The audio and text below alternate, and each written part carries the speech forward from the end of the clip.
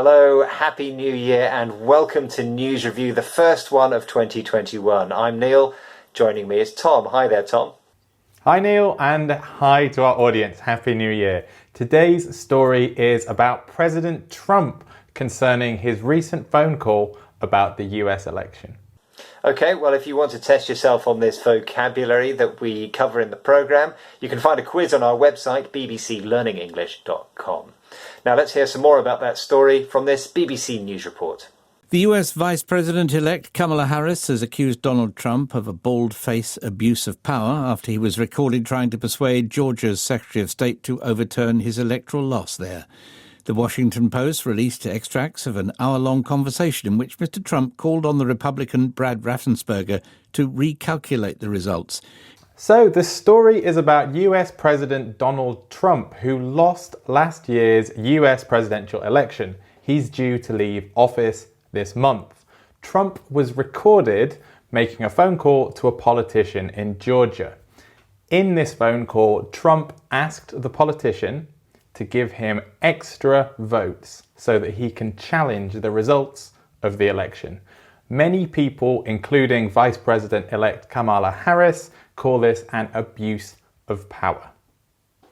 Okay, well, you've been looking around at this story, picking out the interesting words and expressions. You've chosen 3. What are they? I have 3 words, Neil, and they're all concerned with this idea of power. The words are pressed, overturn, and tilt. Pressed, overturn, and tilt. So, Tom, let's hear your first headline, please, with that word pressed. My first headline is from The Guardian in the UK. I just want votes. Trump pressed Georgia to overturn Biden victory. Pressed.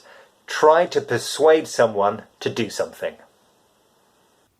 Yeah, so pressed is the past simple of this base form press, which means to exert power. So, for example, this word press, I might use when I want to cross the road and you have to make the little red figure turn to a green figure so that you can cross the road. You press the button. Is this the same thing? Yeah, exactly. Or you can press the button on your TV remote to change the channel. You exert pressure on it. And pressure, P-R-E-S-S, is a noun. Sorry, P-R-E-S-S-U-R-E is a noun, and they have this root word press. Yeah. Pressure means force. Okay, so when I was talking about pushing my finger onto something to make it move, that was a literal meaning of the word, but this is more figurative in this headline, isn't it? Yeah, it's not physical power like when you push the button.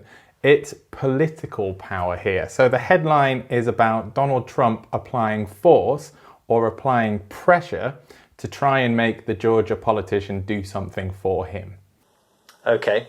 Now, when I'm out and about in the summer, which seems like a long time ago and a long time to come, with my kids, whenever we see an ice cream van, they always want to have an ice cream. Can I say they press me to buy an ice cream? Does that sound normal? You could say that, and I would understand you, but it sounds strange. You know, it sounds too formal, like perhaps you're speaking from 100 years ago or something like that.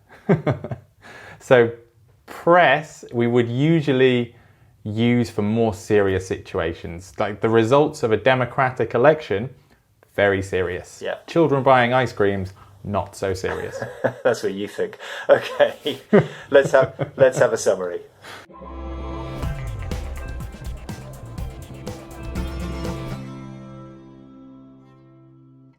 If you like stories about Donald Trump, we have loads of them, and we've picked out one in particular that they can find. How can they find it, Tom? You can find it by clicking the link.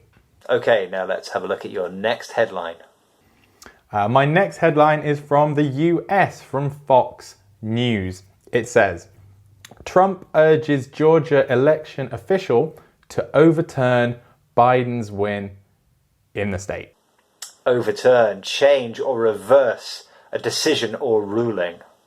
Yeah, so here, overturn, or one word, is a verb. And here it needs an object when we're talking about overturning a decision. So the object in the title is Biden's win. Okay, might be useful to think about this again in a literal sense, because in this headline it's used in a figurative sense.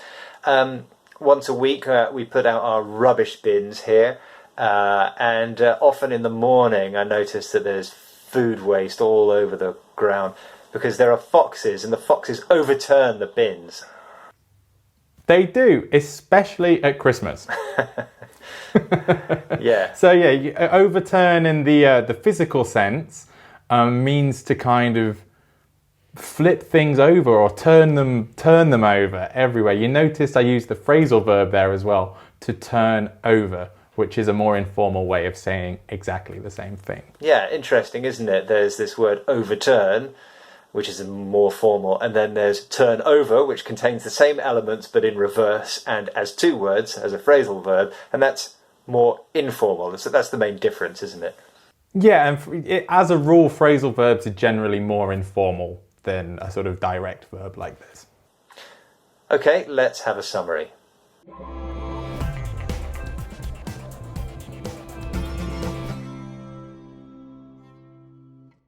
If you would like to learn about the word turn used in informal ways, we have the perfect video for you, and a great story as well, Tom. 8 uses of turn told through a popular fairy story, Hansel and Gretel. You can find it by clicking the link. Okay, let's have a look at your next headline. Our next headline from CNN in the US.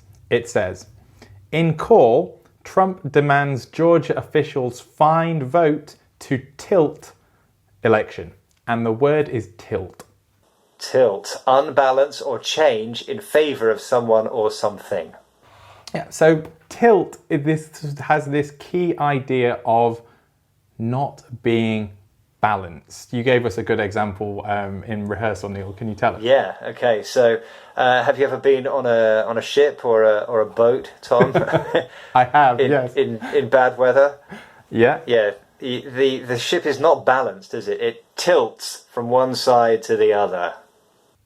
Exactly. So synonyms for tilt are slope and lean, and it has this idea of becoming off balance, off center, or sloping to one side.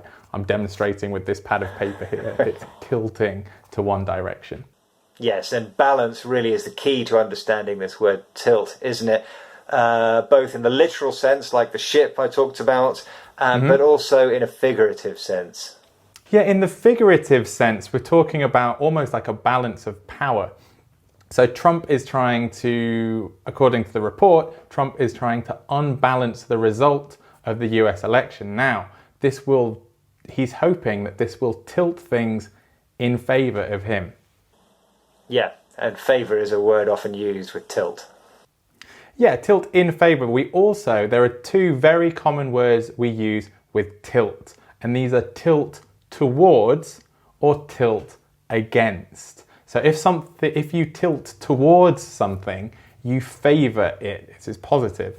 If you tilt against something, then you're not in favour of it. For example, I could say, my grandfather tilts towards conservative politics and conservative politicians, because this is his favoured style. Okay, and tilt we've talked about here as a verb. It's also a noun, a tilt. Something can have a tilt. Yeah, if you say there is a political tilt in the situation, it means there is political bias in the situation. And it could tilt towards one side, it could tilt against a different side. Okay, let's get a summary of that.